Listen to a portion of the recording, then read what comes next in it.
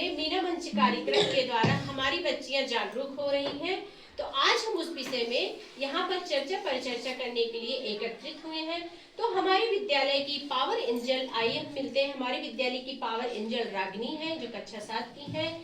हमारे विद्यालय की प्रमुख सचिव है जो कक्षा 7 आरोही है और उसकी सदस्य है आकांक्षा। तो आइए हम इन लोगों से इस विषय पर चर्चा परिचर्चा करते हैं। तो पावर एंजल रागिनी जी, आप बताइए कि हमारे विद्यालय में मीना मंच का कार्यक्रम जब से हो रहा है तो हमें कैसा महसूस हो रहा है, बच्चियां क्या क्या सीखी हैं इसके बारे में। धन्यवाद शिक्षिका। मैं मीना मंच के द्वारा अपनी पहचान पाई हूँ। बात को दूसरों के सामने मैं नहीं बता पाती थी, लेकिन अब मैं अपने विचार को अपने विद्यालय में रख पाती हूँ। मैं मीना मंच की पावर एंजल रागिनी हूँ। अपने कार्यों के साथ साथ अपने विद्यालय और अपने गांव के कार्यों में भी हाथ बटाती हूँ। आपने भी पावर एंजल, आपने बहुत अच्छा बताया कि हमारे विद्यालय में मीना मंच के कार्यक्रम के द्वारा हमारी बच्चियां बहुत जागरूक हो रही हैं। हर चीज के बारे में वो जान रही हैं। उनका कार्य सिर्फ अपने विद्यालय से नहीं है जुड़ा हुआ है, बल्कि अपने गांव का, अपने समाज का, अपने समुदाय का भी विकास करना हमारी बच्चियां सीख रही हैं मीना मंच के द्वारा।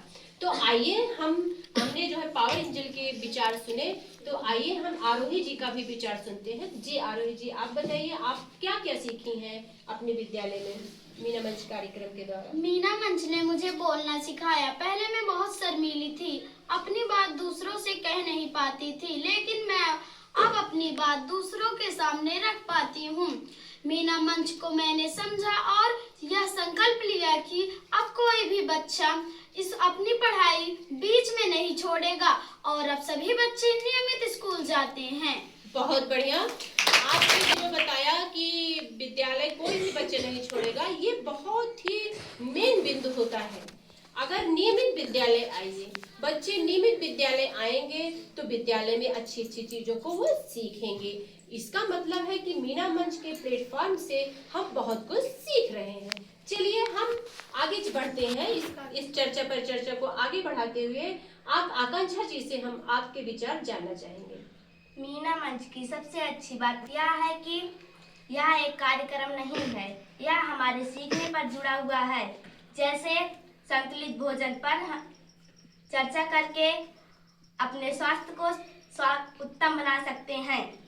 अपने स्वास्थ्य के साथ साथ हम ये जानकारी अपने समाज में, अपने परिवार में, अपने विद्यालय में बच्चियों में साझा कर सकते हैं कि हमें संतुलित आहार कैसे करना चाहिए, हमारी थाली में क्या क्या रहना चाहिए जिससे हमें संतुलित आहार प्राप्त हो, जिससे हमारा शरीर क्या हो, तंदुरुस्त हो। क्योंकि एक स्वस्थ शरीर में एक स्वस्थ मस्तिष्क का निवास होता है।